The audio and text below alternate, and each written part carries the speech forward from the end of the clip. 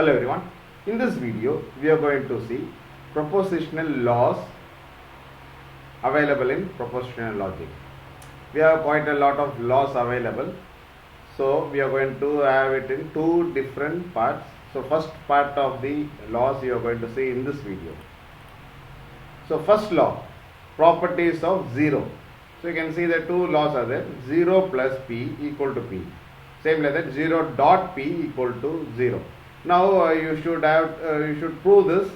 Okay, for doing all this you should know the disjunction, conjunction, okay, all the operators, whatever operators you have seen till now, okay, that you have to remember. So plus sign, it is nothing but the disjunctive operator, where it will be equivalent to or operator. So 0 plus p equal to p. How you got that is, you can see the truth table here.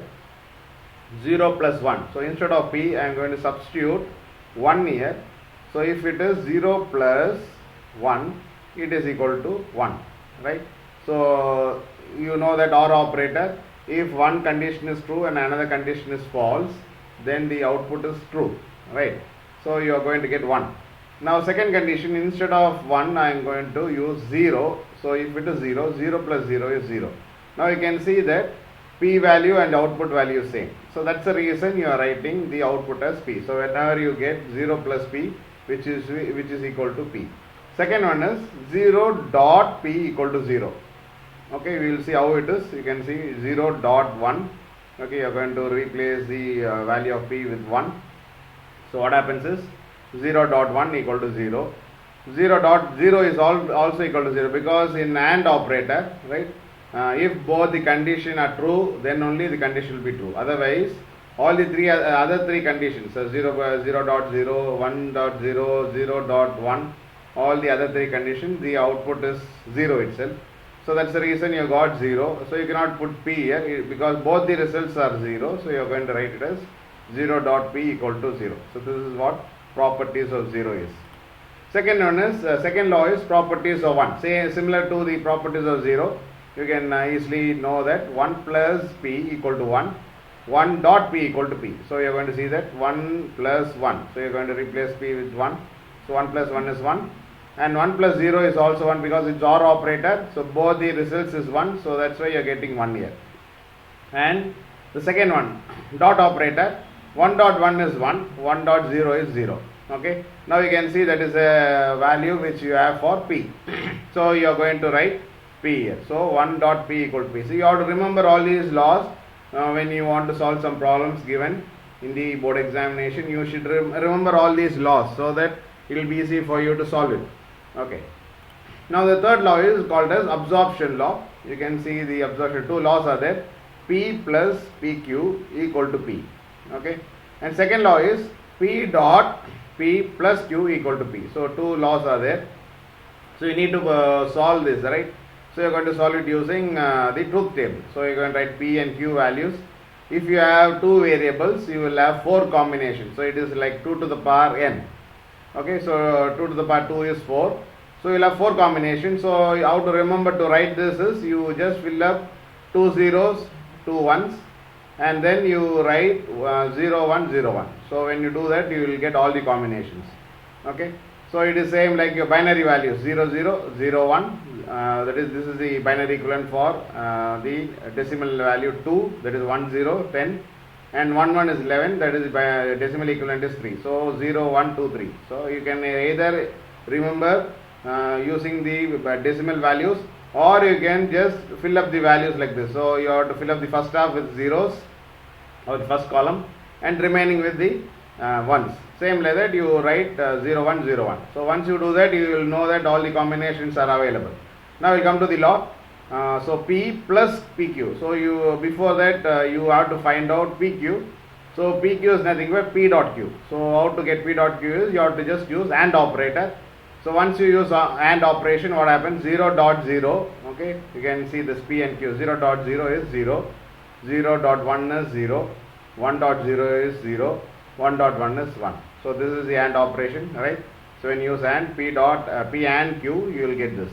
Now you are going to get the LHS, that is left hand side is nothing but P plus P dot Q. So you have P here, you have PQ here, you are going to use OR operator for this operation. Now you can see here 0 plus 0 is 0.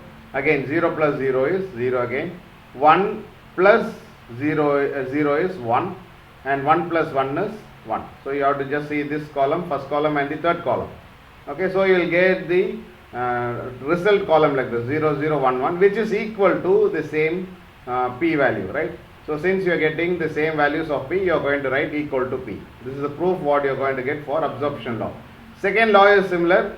You can see that P value is there, the first column, and then Q value. First you have to find, since it is given in bracket, because when you have dot and plus sign, first you will go for dot and then only you will go for plus. Since you have parenthesis here, you have to first find P plus Q. So you have to find P plus Q. Just 0 plus 0 is 0. So it is not plus, it is OR. 0 or 1 is 1.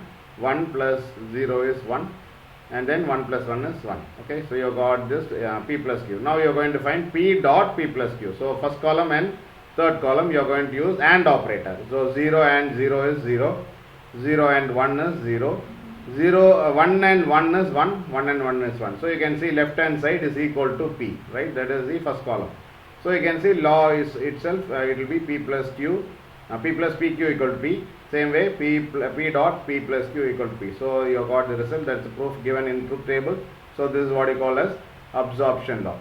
Now fourth law is involution law. You can see P double dash equal to P. So P dash is nothing but it is just opposite to P. If you put 2 dash, then it will be actually the same. So you're going to see the result in truth table. That is proof in truth table. P, you got 0 and 1, only 2 values, because you have only one variable here. Okay, 2 to the power 1 is 2. Now P dash is, you have to inverse this. So 0 will become 1, 1 will become 0. So that is for P dash.